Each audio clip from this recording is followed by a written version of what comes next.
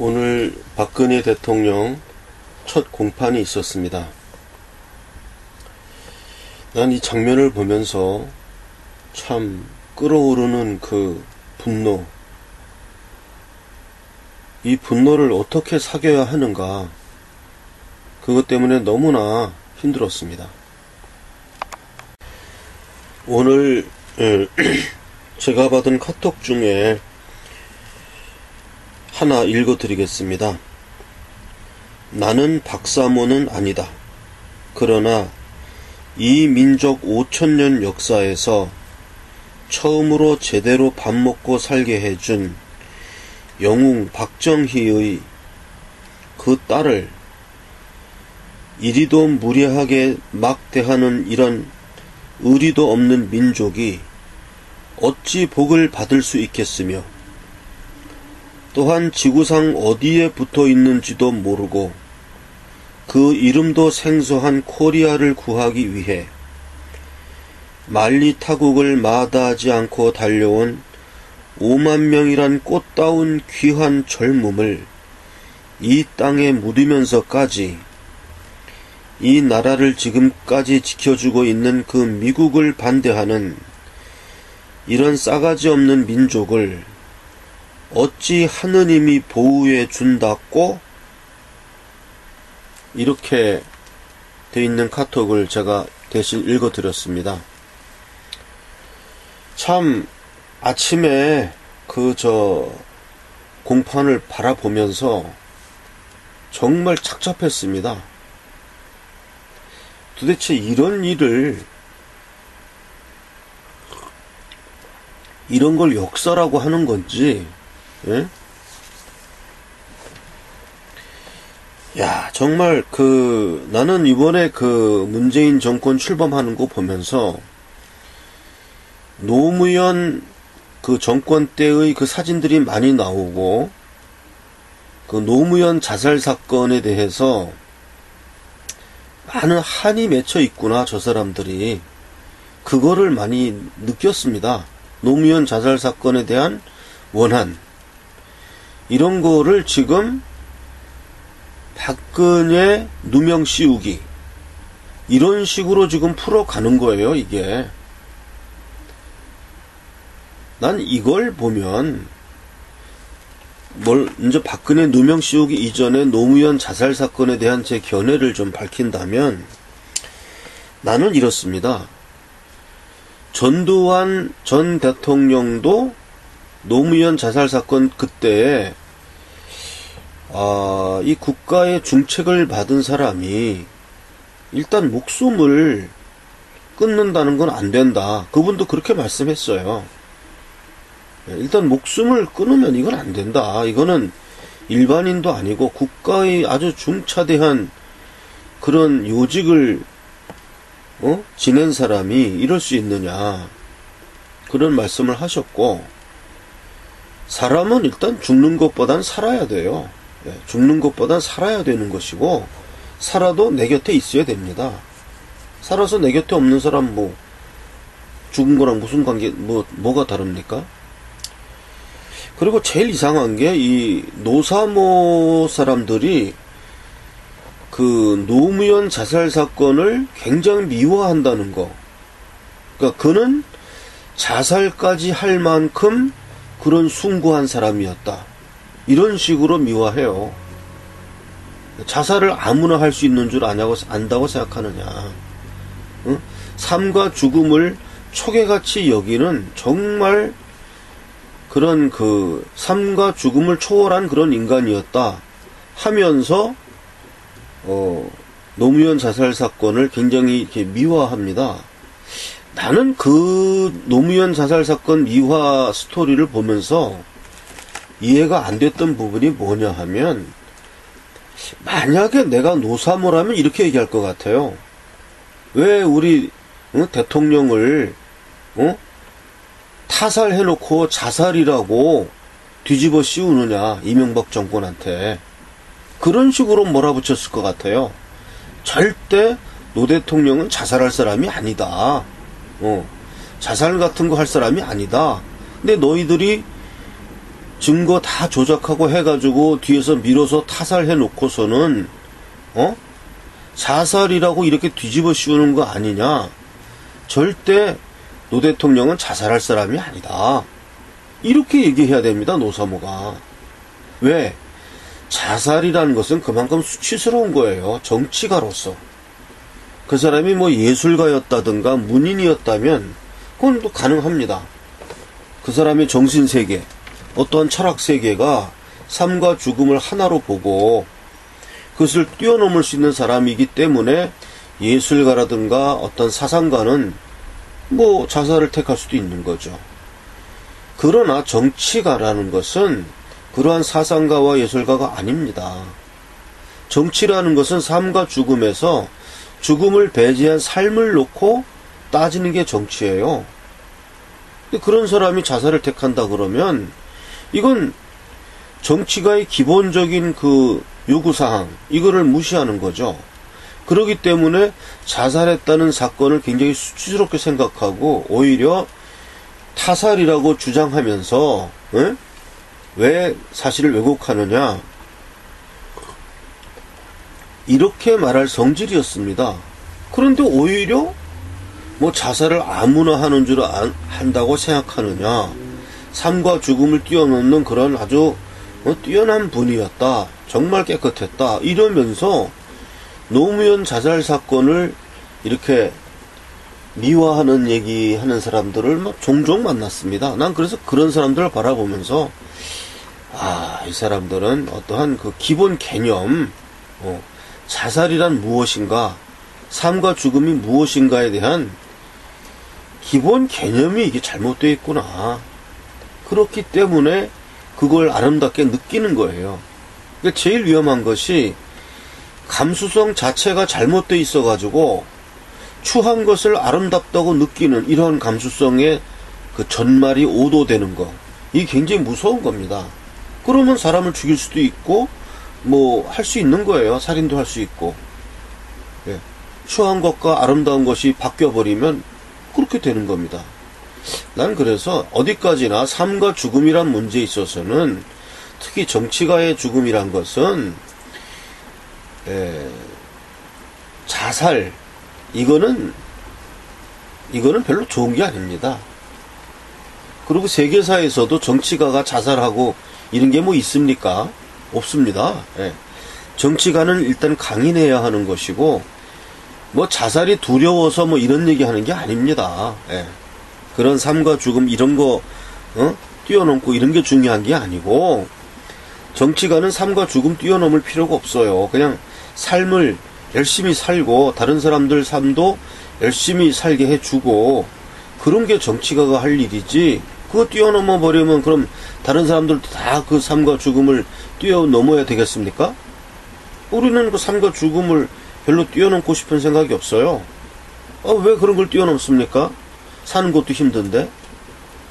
그래서 뭐 얘기가 옆으로 많이 헛나갔는데, 어쨌든 그런 식으로 오히려 그것을 감추려고 하고, 자살 사건 그거를 이렇게 자꾸 떠버리지 않아야 되는 걸 오히려 버젓이 떠버리고, 이 감수성 자체가 이 수치와 자랑 이런 것을 완전히 뒤바뀐 사람들이다.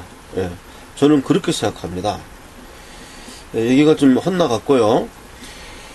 그러한 어떤 그 노무현 자살 사건에 대한 그 어떤 원한, 이런 걸 좀 갖고 있는 것 같아요. 그래서 이명박 정권에 대한 어떤 원한, 그것이 또 박근혜 정권에 대한 원한, 그것에 대한 어떠한 그 실현, 이런 걸로 지금 그 소위 말하는 친노 패족 선언을 한 사람들이 좀 부활해가지고, 패족이 아니죠, 이제는. 이제 완전히 완전히 펄펄 날아다니는 몽고족이 되었죠, 이제. 패족이 아니고. 이 사람들이 이제 그러한 연장선상에서 지금 박근혜 대통령 첫 공판이라 이렇게 해가지고 이 재판하는 거를 이제 봤는데, 참 수준이 이렇게밖에 안 되나. 꼭 이렇게 말하자면 상대방을 이렇게 주먹으로 쳐서 쓰러뜨렸으면, 이제 상대방이 쓰러졌으면, 그래, 이제 승부는 끝났다 하고, 응? 예, 네가 나보다 주먹이 약해서 쓰러졌을 뿐이다 하고 이렇게 세워주고 잘 가라. 이러한 어떤 그 아량 있는 모습, 정말 그 좀 기사도 정신 뭐 좀 이런 게 있어야지. 한 방 맞고 쓰러진 사람을 뭐 그걸 또 가가지고 쓰러져 있는 사람을 목을 졸라가지고 응? 질식사 시키고 뭐 이렇게 하겠다는 거 아닙니까? 응? 난 그래서 참 너무나 이 여백이 없는 사람, 여유가 없는 사람들이다. 삶의 여유. 예, 그런 건 과거 좌파 운동하는 사람들에게서 젊을 시절에 대화해보고 많이 느꼈어요. 예, 이 사람들은 너무나 삶의 여유가 없었고, 뭐 본인들 말로는 지금 우리가 여유 찾을 시기가 아니랍니다. 예, 지금 독재 정권 앞에서 우리가 언제 축제를 하고, 언제 음악 감상하고, 언제 그런 거 하냐. 우리는 지금 그런 거 사치스러운 것이다 하면서 머리 삭발하고, 아무 여유가 없더라고요. 물론 사상의 차이가 그런 행동의 차이를 바꾸겠지만, 어쨌든 너무나 이런 좀 저급한 사람들과 이렇게 대결하다 보니까 할 수 없이 저급해지는 것 같습니다. 그래서 박근혜 대통령의 저 모습을 보면서 나는 그래도 이렇게 생각합니다. 노무현 전 대통령은 자살했지만 박근혜 전 대통령은 자살하지 않았다. 예. 그게 일단 다른 것이다. 그것에 대한 원한으로 어떻게 한다고 하지만 우리는 끝까지 투쟁한다. 예. 그리고 나는 어떠한 기대를 갖고 있냐 하면, 현재 우리나라의 대법원은 이 헌법재판소를 별로 인정하지 않습니다. 그래서 대법원에서 추천하는 헌법재판소 재판관 3명을 보면 그냥 부장판사급 대법관급이 아니고 고법에서 일하는 부장판사급 정도의 사람을 헌법재판소에 추천하거든요. 그게 대법원이 바라보는 헌재에 대한 시각입니다. 그러니까 헌법재판소를 대법원 위에 있는 어떠한 사법기관의 더 높은 기관이라고 생각을 안 해요. 제가 볼 땐 그렇습니다. 그래서 이번에 어쩌면 이것이 대법원까지 올라가게 되면 대법원에서는 보란듯이 어떠한 사법적 판단으로 헌법재판소와의 결정과는 다르게 이것은 법리적으로 판단할 그러한 어떠한 용기라기보다는 정말 법리에 충실한 어떠한 판결이 대법원에서 나올 수 있다. 전원 합의체 판결에서 부인 합의체 판결이 될런지 이건 어떻게 될지 모르겠습니다. 중요한 사건이니까 1인 대법관이 판단할 건지 아니면 대법원 부인 합의체 판단이 될지는 모르겠는데, 어쨌든 굉장히 획기적인 어떠한 대법원의 결정이 나올 수도 있다. 나는 그렇게 예상합니다. 왜? 첫 번째 근거는 대법원은 헌법재판소를 대법원보다 아래에 있는 기관으로 인식합니다. 그 인사 추천하는 걸 보면 대법관을 지냈던 사람들 3명을 추천하지 않아요. 대법관까지 못 갔던 사람들, 많이 가봐야 고등법원 부장판사급, 그 정도의 사람을 추천하는 거 볼 때 대법원은 헌법재판소를 그렇게 대법원보다 위에 있는 기관으로 치지 않기 때문에 대법원은 어쩌면 지금 박근혜, 최순실 또 재벌들 여기에 이런 뇌물 혐의 이 공판에 있어서 법리에 입각한 법에 의한 판단을 할 확률이 있다. 그것도 상당히 있다. 나는 그렇게 예상합니다. 그리고 또 대법원은 그렇게 해야 합니다. 지금 이렇게 정치의 법이 시녀가 되는 이러한 현상을 대법원은 극복해야 됩니다. 대법원은 준엄한 법에 맞춘 심판을 함으로써 법은 정치 권력의 시녀가 아니라는 것을 보여주기를 바랍니다. 그래서 우리가 헌법재판소에서 있었던 그 무지막지하고 법리에도 맞지 않고 도대체가 그 8명으로 급조해서 결혼을 보충하지도 않는 이러한 헌법재판소의 판결을 시간에 맞춰서 내린 이러한 그 한국 헌정사에 있어서의 그 오점을 대법원에서 그 헌법재판소, 만약에 헌법재판소는 그렇게 유죄로 보고 그 탄핵 결정을 했는데 대법원에서 이것이 이제 무죄로 나온다 그러면 법리상 이건 죄가 될 수 없다 이런 판단이 나온다 그러면 뭐 그것이 헌법재판소의 판결은 아니지만 어쨌든 헌법재판소의 판결을 상당히 뒤집어 엎어버리는 그러한 판결이 될 것입니다. 그 다음에 제가 이제 셀카로 찍은 그 요새 그 불거지고 있는 그 대통령 선거, 부정선거 2개의 투표지에 대한 그 얘기를 셀카로 했는데 그 볼륨이 너무 작아가지고 제가 지금 이 동영상에서 이거는 이제 소리가 크게 녹음되니까요. 그걸 다시 한번 줄여서 말씀드리면 첫째 24일까지라는 그 날짜 촉박하다는 게 좀 근거가 없습니다. 제가 좀 알아본 바로는 뭐 24일까지 해야 된다는 그런 얘기가 좀 근거가 아주 희박한 이야기고요. 둘째, 뭐 공탁금이 7억 원이 든다.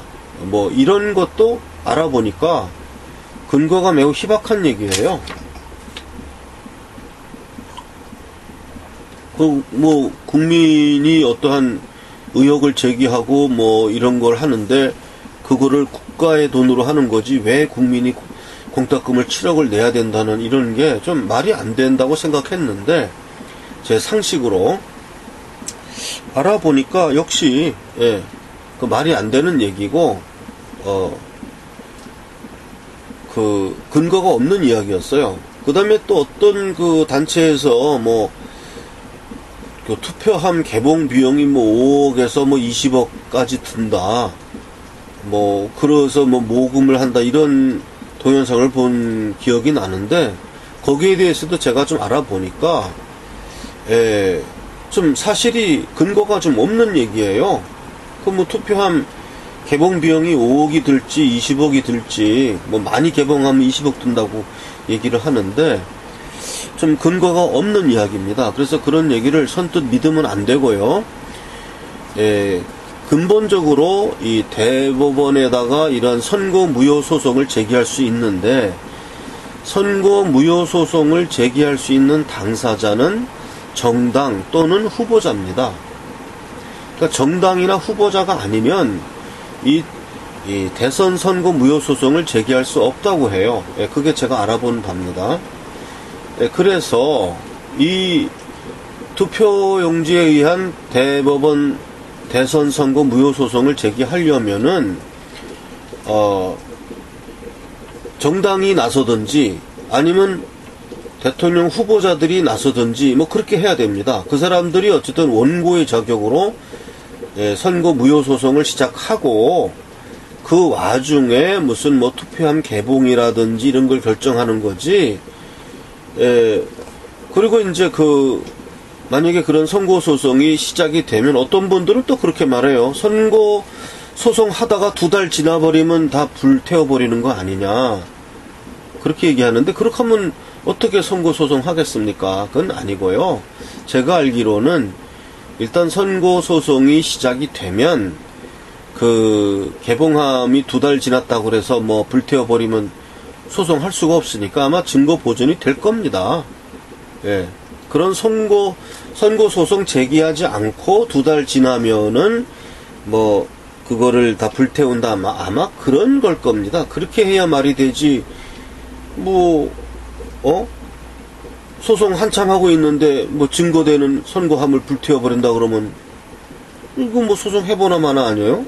그러니까 아마 제가 아는 법 상식으로는 일단 선고 소송이 시작이 되면 뭐 거기에 가처분이라든지 뭐 이런 게 내려져서 대법원에서 그 보존이라든지 증거 보존 절차에 들어가면 아마 증거 보존이 될 거예요.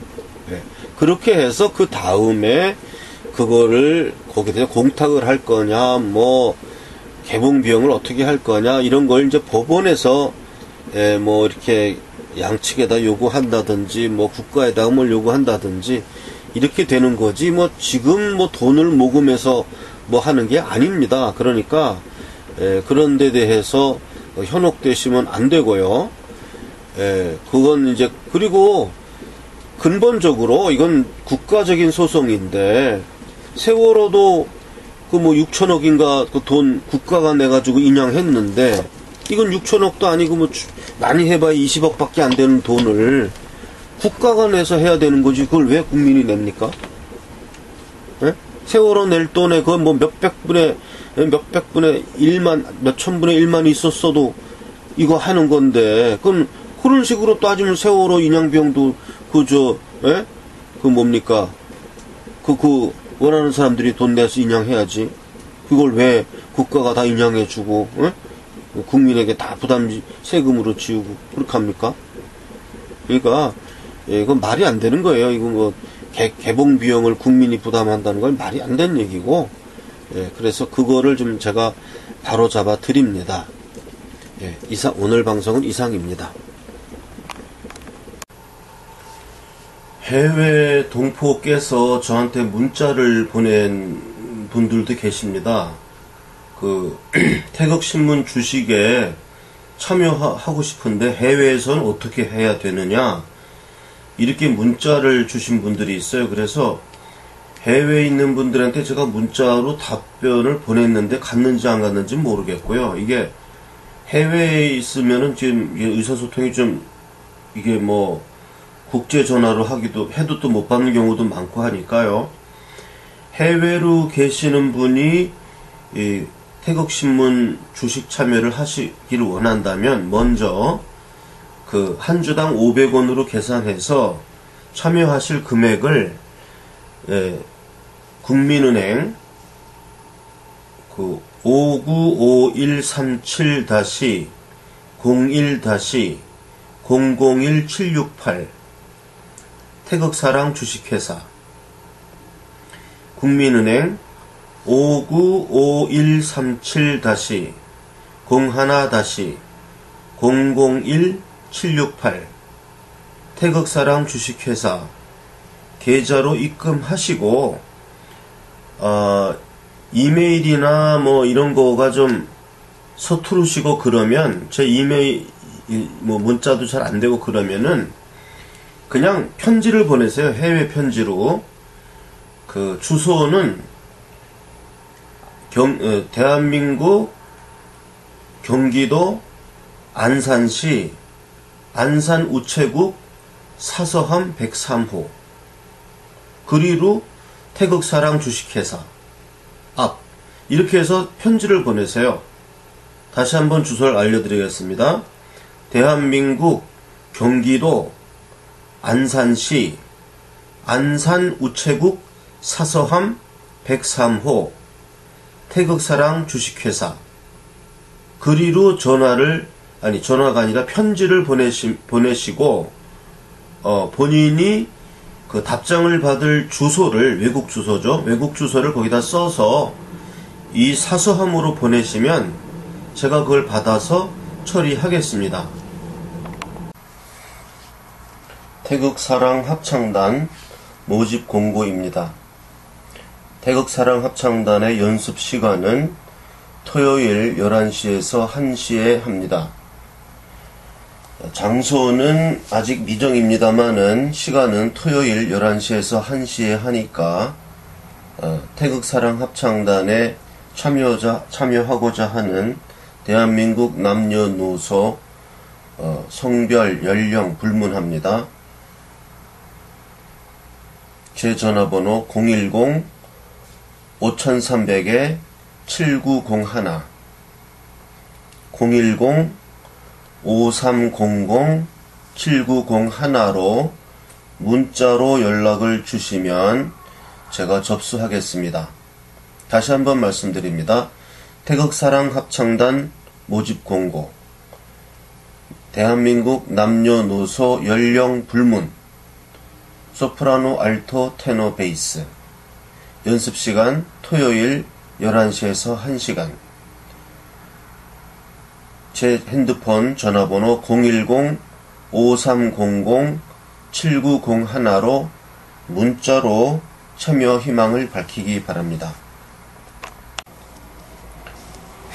태극신문에 대해서 문의하시는 분이 있어서 답변합니다.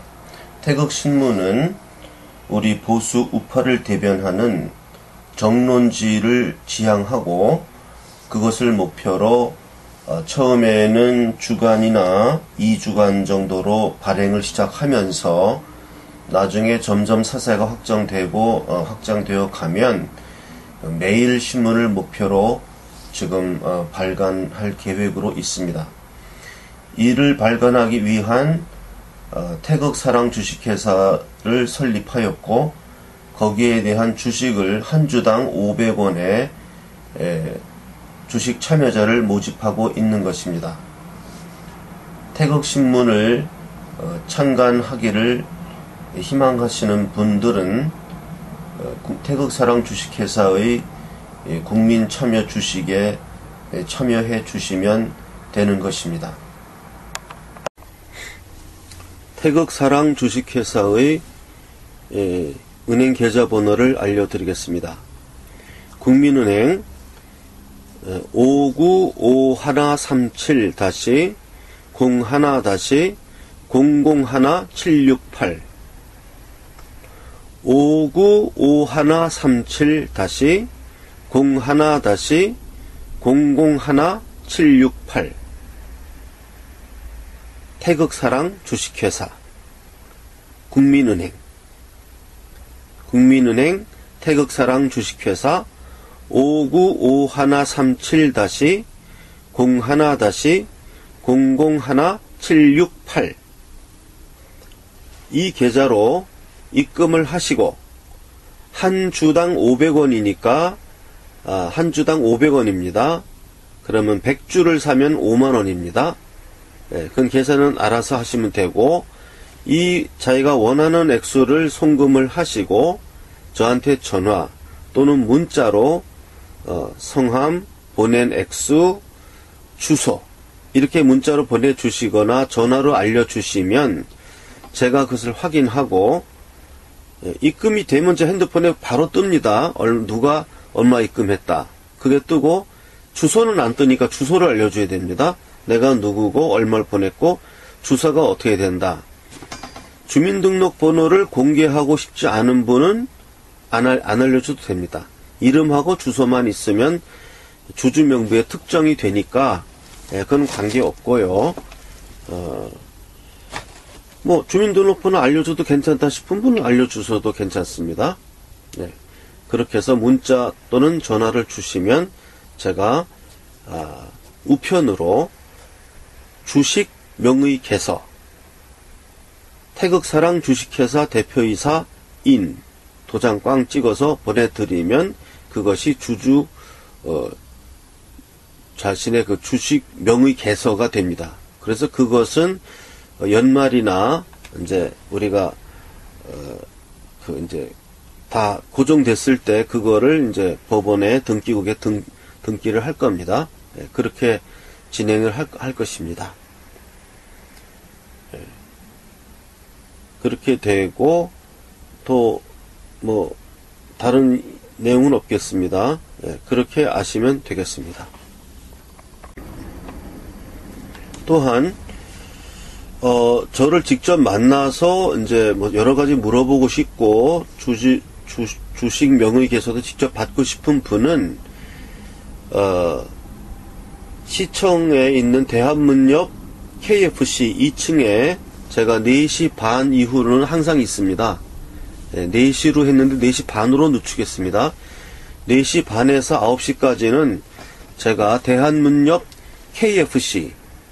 KFC가 뭐 하는 데냐 모르는 분들이 있는데 어른들이라 치킨 팔고 하는 데에요. 뭐 커피도 팔고 치킨도 팔고 KFC라고 영어로 써 있으니까 거기 2층에 올라오시면은 제가 4시 반부터 9시까지는 항상 있으니까 월요일부터 제가 토요일까지 항상 거기서 이제 이 사무를 보니까 제가 이제 안산에 있는 사무실이나 방배동에 제공받은 사무실에서는 방배동은 좀 위치가 이렇게 대한문처럼 편리하지가 않아요. 그래서 그리로 오라고 그러는 건 좀 제가 너무 불친절한 걸로 같고, 그래서 대한문역 KFC는 더 이상 설명이 필요 없기 때문에 제가 좀 거기 앉아서 손님을 맞이하려고 합니다. 그러니까 앞으로 제가 태극사랑 일을 계속 하는 동안은 제가 항상 대한문역 KFC에 4시 반 이후로 항상 있으니까 찾아와서 직접 얼굴을 보고 싶은 분은 그리 오세요. 제가 뭐 사무실로 오겠다는 분인데 제가 이제 안산에 있는 데로 오라 그러면 너무 멀어가지고 이거 그건 제가 좀 실례인 것 같아서 제가 올라가 있겠습니다. 그러니까 그렇게 아시고 찾아오시면 되겠습니다. 저의 전화번호는 010-5300-7901입니다. 제 전화번호는 010-5300-7901 010-5300-7901. 또 어떤 분이 태극사랑 주식회사 그거는 이제 회사 계좌니까 저한테 개인적으로 후원하고 싶다고 제 개인 계좌를 알려달라 그래서 알려드리겠습니다. 새마을금고 3904-09-0139-429 다시 말씀드립니다. 새마을금고 3904-09-0139-429 다시 말씀드립니다. 3904-09-0139-429입니다. 제가 뭐 하는 사람인지 또 궁금해하시는 분들도 있고 그래서 제가 성악가예요. 테너입니다. 그래서 제가 연주했던 동영상 하나를 같이 편집해서 올립니다. 제가 어떤 사람인지 궁금하신 분들은 제 아이덴티티를 밝힙니다.